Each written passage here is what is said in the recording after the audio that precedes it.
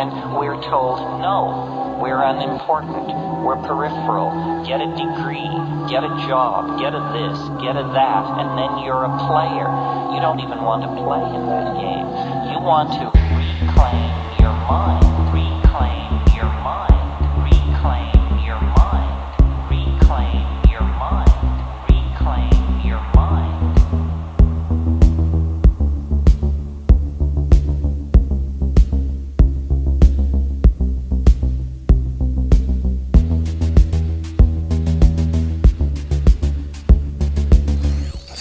Nothing like I expected. I've done group work before in custody, but when I walked into DEAP in a room full of strangers, obviously we all got trust issues, and you know, it's when things started to unravel, real people, real stories, no glossy covers. You know, it's scary. DEAP to me was a very good way of expressing my emotions and stuff like that. I was ready for this rehab. I've been clean a long time before and I relapsed, and to me I didn't deal with all my past issues and stuff like that. I knew where I went wrong. It was very emotional, very hard. I had to get in touch with myself. Got in touch with my feelings, got in touch with my emotions. You know, I expressed the way I felt, you know, because I've never done that before to anyone, because I could hardly trust anyone because of my addiction. It took me on one of the most soul-searching, emotional and challenging journeys that I've ever been on. Just changed my world completely on every level. You have to really dig deep into yourself, into places you don't want to go. I'm not just an alcoholic, I'm an addict. I need to change my old behaviours. And so I went to DEAP, and DEAP explored everything to the core, from my early childhood all the way through up till this present day. It's time I start getting honest with yourself and looking at yourself. Getting things off my chest, what I've only told a couple of people in my life. It was quite difficult for me to, you know, to actually get these things out, but when I did, I turned the corner. I become the man that I wanted to be. Yeah. DEAP is about emotional program, and I dig deep, and I got better. And I never thought I'd be able to do that, look at things that I've been hiding for years, all this deep down emotion and feelings. I had to work on it all, and I never thought I'd get that, you know, I'd get that out.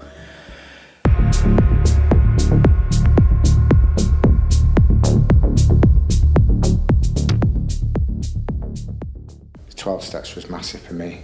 It was freedom. It's broke down so simply that it allows you to take a good look at yourself, be honest with yourself, as well as be honest with other people. The most important thing about it was what you call, let's say, learning about my addiction, which I was denying all through my life, and it came to a stage where I pushed my family away. I lost my girlfriend through the addiction, so I knew that I needed help. What I know of the 12-step programme is it's a way to live a lifestyle choice, and I'm working on it. The most important step is what you call, let's say, getting over the first step, which is what you call, let's say, you're powerless, and understanding the reason why you're powerless. Constantly taking inventory and looking at your part that you're playing in your life, and being able to change it. It took 5 weeks for me to get through the guilt and the shame and the constantly beating myself up, which I felt I needed to do with myself. It's allowed me to be able to make changes to my life for the better, and reevaluate what's actually best for me. But when that happened, it was an absolutely amazing moment overnight, to be honest, when I let go of that and I decided to let people back in my life. Yeah, it was massive for me, the 12 steps, and it still is. Most significant part for me is being the only girl in my group. All my past issues is regarding men, and to me it opened a lot of doors for me to realise that not all men are the same as what I've experienced. So for me the significance was trust over men. You know, that was tough. Been in denial for years. Didn't want to visit the dark places, blocked them out with alcohol. I felt comfortable in there. But, you know, there's a time to give up. You've got to put trust in others instead of pushing people away. Well, the most significant part was, you know, getting in touch with them feelings and emotions. Otherwise, I wouldn't really be, you know, able to overcome my powerlessness. Because I was powerless over my addiction. I couldn't do nothing about it. It took over me, you know, and I didn't want my kids, you know, growing up knowing they've got an alcoholic as a dad. I suppose the most significant part, the one that upset me the most, was reading out the grief letter I wrote to my husband. That really upset me because my husband's no longer with us. So it really was a grief letter, and had to reach really deep with that one. I couldn't look beyond my addiction and the pain that I was in. I was just looking at any blame and throwing it out at anyone. I did grief letters to my son, and I did one to my daughter. My son's 7, he doesn't even know who I am. My daughter's 18, she knows who I am, but she's never had a relationship with her dad. The 12 steps has helped me a great deal because I've got to know my family a lot better and getting on. Well, you know, at one time, you know, it was what you call, I'd do anything to get a drink, I'd beg, steal. I'd do anything to get that drink. But now, by doing the 12 steps, I know if I took one more drink, that will be the end of my life. That is what I believe.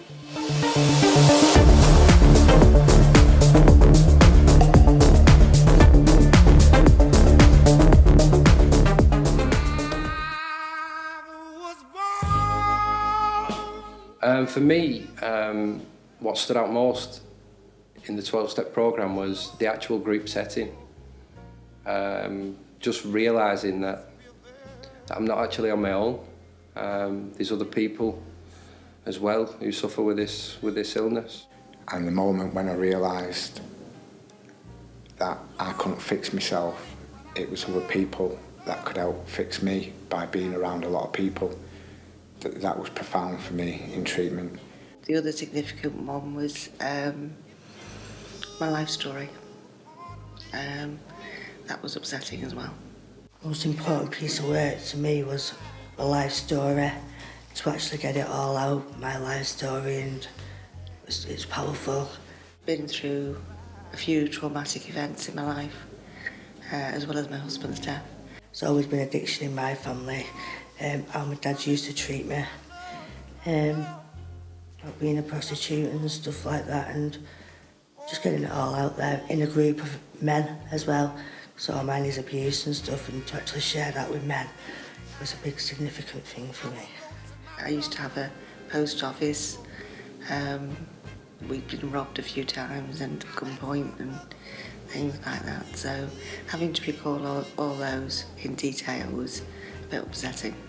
I think putting my life story out there, easy enough to write, but really it's all reading out to people in the group. I felt so relieved and so proud of myself that I could actually tell people what's happened to me and look everyone in the eye and still be a man and proud of myself. To myself, I'd shown I'd grown in trusting individuals by doing that. Reading my life story out was one of the biggest milestones, if you like. From that moment, everything just seemed to make sense. I put a lot of emphasis on my childhood in my life story. I always thought I'd had a bad childhood. Geared it quite a lot towards my mother and father and how I felt like I'd been repressed and suppressed throughout my childhood. Ooh, the most important piece would probably be my life story. And then I came to do my grief letters, and I separated my mother and father, and the one to my mother was so emotional. It just killed me on every level, and it actually flipped everything around for me, and it turned out that You know, looking back, I didn't have such a bad childhood at all. I had a good childhood. You know, and it was good to get out. Like, it was hard. Like, it was really hard. You know, because there was some deep stuff in there what I wouldn't tell anyone. Once I got out of that comfort zone and started talking to people, something started to change, and the more I started liking myself, the more I started liking other people. Before I came into treatment, I had nothing left. 4 months ago, I was living in squalor, abject squalor. That's about the best way I could put it. I was on the verge of losing my mum, my dad. I'd already lost my partner. Because I was on the verge, you know, of losing my kids, losing my missus, you know, being shut out of family. And I'm glad I came into the project. I couldn't see my son unsupervised. My stepdaughter was terrified of me. How selfish, how wrong I've been over the years,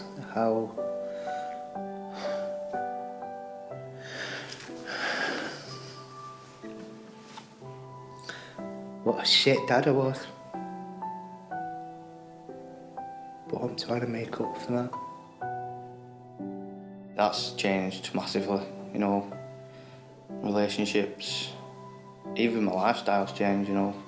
By coming into treatment and doing this programme, I've got all that back in my life today. I've got my partner back.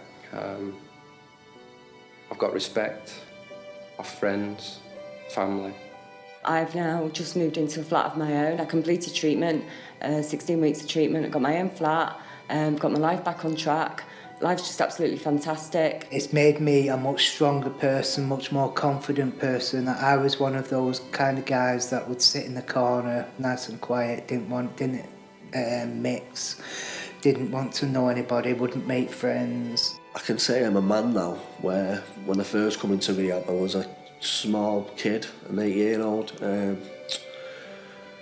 thinking he was a kid and doing kid things. My problem wasn't the alcohol, my problem was behaviours fuelled by the alcohol. We come to terms with emotions, you know, don't say the defeatist attitude, you know, there's no need for it. Take it a day at a time, that's what I've been doing, you know. DEAP's helped me a lot. I'm not as angry with myself anymore, I'm quite forgiving of myself, and I'm forgiving of the people that hurt me. I can forgive, but I can never forget. And DEAP's taught me that. I don't have to forget, but it's how I live my programme today. I've learned about myself, how to respect myself, which I wasn't respecting myself. I wasn't bothered about washing, hygiene, and anything like that. But learning through the 12 steps has helped me to look after myself and look at the future instead of looking at it bleak, which is what you call Alzheimer. I was always thinking about death instead of living. More than anything, it's helped me looking at myself as opposed to everyone else. DEAP has taught me that I can change my own behaviours, but I can't change anyone else's. My family's come back into my life, all my relatives. It wasn't something I did. They've sort of come to me. My whole life's changed, really, from what I was before I came in. Some of my family I haven't seen for 15 years. Aunties, uncles. You can all sense there's a massive change in me. You know, when I look back and think about what I was like to what I am now, it's a fast change. My children, my 2 boys. Even the other week, I said, is there anything different about me since I've come out of recovery? They went, well, yeah, before you went in recovery, we liked you a little bit better because you was a bit crazy, but now you're normal, we ain't got nothing to talk about, so you can't win with kids. I'm a lot more confident, I don't want to drink, and I'm just looking forward to building a new life with my family. I didn't have any goals or aspirations before. Coming through treatment and doing this programme has shown me that if I can do this, I can actually do anything. And the thing and all about DEAP, you know, it gave me an understanding I do have a choice. what path I want to take. Being happy, I've never been happy. I have been happy in the past, but I've never been really happy where, you know, I can say I'm happy.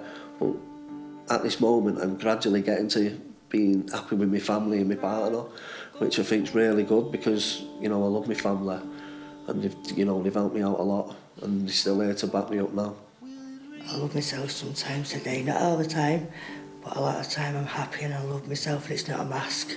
My hopes for the future is to get a job eventually. And as a carer, I mean, I've done it in the past, but, you know, I want to go back into that, you know, because I'd like to help other people. All my hopes is to go out and work, you know, so I've got a family to look after now, you know. Stay clean, just got to stay clean. I can't take back the past, but I can certainly try and make it better and be that person that I should have been over all them years when I wasn't. Better father, better brother, better son, just a better person overall. I did pay mentoring in custody, so one of my long-term goals is to go into that with hopefully, you know, achieve it and deal with young offenders. I want to work with counselling, doing the deaf, doing some voluntary work up at Burnley with families in addiction, how they recover. I just wish that I could hopefully someday get in touch with my children, you know. I do know that if I carry on drinking, it's never going to happen. But today I have hope. While I'm sober, there's a chance that my kids could come back to me, and that's what I'm hanging on to. I can't explain it. I don't want anything massive out of life. I don't want a big career. I just want to keep following my heart, keep following what I think I need and not what I want. So I'm making little steps, you know, at the minute. I'm just enjoying it.